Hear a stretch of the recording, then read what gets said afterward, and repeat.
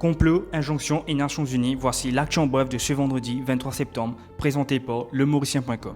Après une nouvelle nuit en cellule policière, à la suite d'un accident de la route le mercredi 21 septembre, Adrien Duval a obtenu la liberté conditionnelle aujourd'hui. Suivant sa comparution au tribunal de Rose-Hill, il a dû fournir une caution de 3 000 roupies et signer une reconnaissance de dette de 15 000 roupies. Son ami, William Martin, a lui aussi obtenu la liberté conditionnelle. Accusé de complot, l'ancien député parle de détention illégale et refuse de répondre aux questions de la presse sur les événements entourant le jour de l'accident.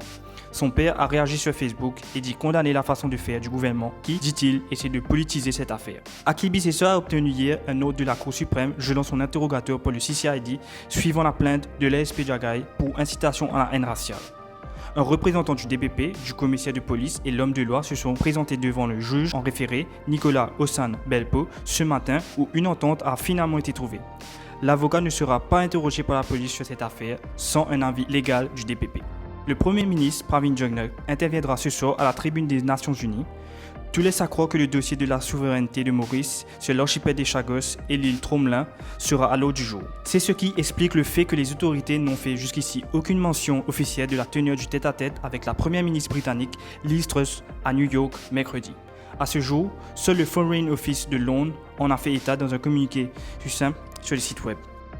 L'ancien sprinter international Daniel André est décédé dans l'après-midi d'hier, victime d'un malaise à l'âge de 57 ans devant le seuil de son domicile à Citronnelle.